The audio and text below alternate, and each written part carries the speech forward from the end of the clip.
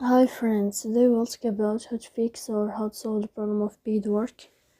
You will click on settings. Here you can click on apps, default apps, app settings. On above you can search about Paidwork and you can click. Then you can click on first stop and you can click OK.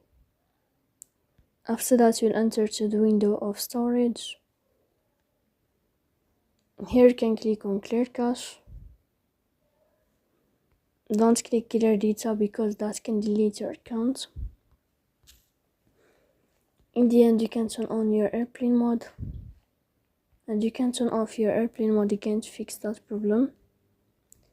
So please don't forget to support us by like and subscribe. See you next time in another video, and thank you for your attention and your watching.